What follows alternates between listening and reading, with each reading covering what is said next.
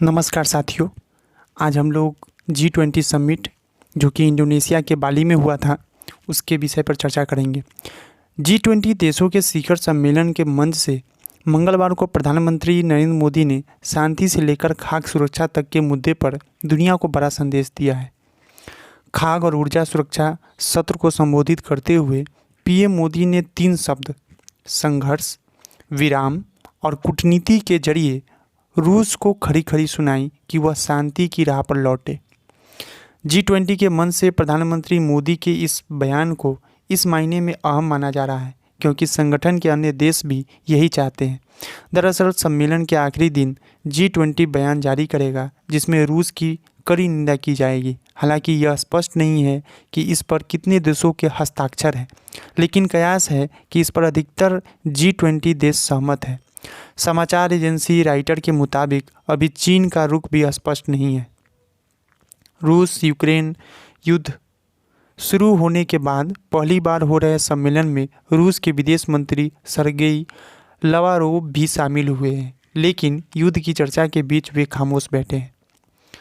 बाली में ही पीएम मोदी ने ब्रिटेन के प्रधानमंत्री ऋषि सुनक से मुलाकात की। सुनक के प्रधानमंत्री बनने के बाद दोनों नेताओं में यह पहली रूबरू मुलाकात थी। ऋषि ने 24 अक्टूबर को ब्रिटेन का प्रधानमंत्री बनते ही इतिहास रच दिया था। पीएम मोदी जो है 3 विषयों पर चर्चा की है। पहला यूक्रेन, दूसरा खाद्य सुरक्षा और तीसरा ऊर्जा सुरक्षा। यूक्रेन संकट को बातचीत से सुलझाया जाए।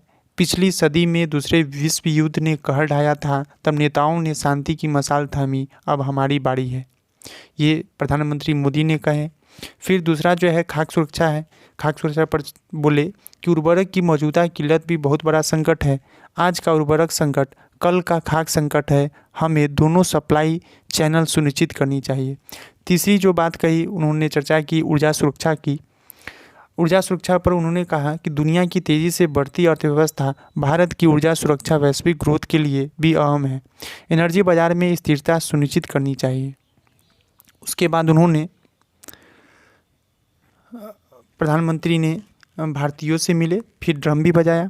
प्रधानमंत्री मोदी ने अगले साल भारत में होने वाले G20 सम्मेलन की भी भूमिका बांधी। कहा कि मुझे विश्वास है कि जब भी G20 बुद्ध और भारत गांधी की पवित्र भूमि पर मिलेगा तो हम सभी दुनिया को मजबूत शांति संदेश देंगे। मोदी ने बाली में बसे भारतीयों से भी मुलाकात की, साथ ही ड्रम भी बजाया।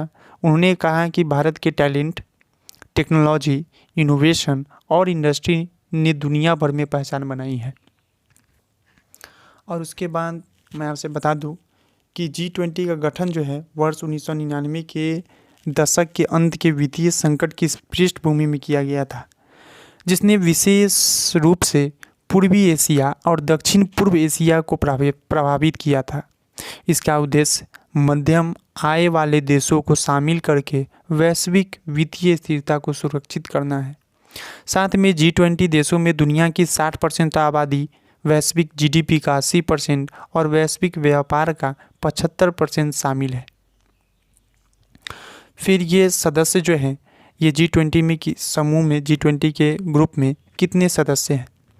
ये 20 है, जो कि पहला है अर्जेंटीना, ऑस्ट्रेलिया, ब्राज़ील, कनाडा, चीन, European union, France, Germany, Bharat, Indonesia, Italy, Japan, Mexico, रूस, सऊदी अरब, दक्षिण अफ्रीका, कोरिया गणराज्य, तुर्की, यूनाइटेड किंगडम और संयुक्त राज्य अमेरिका शामिल है।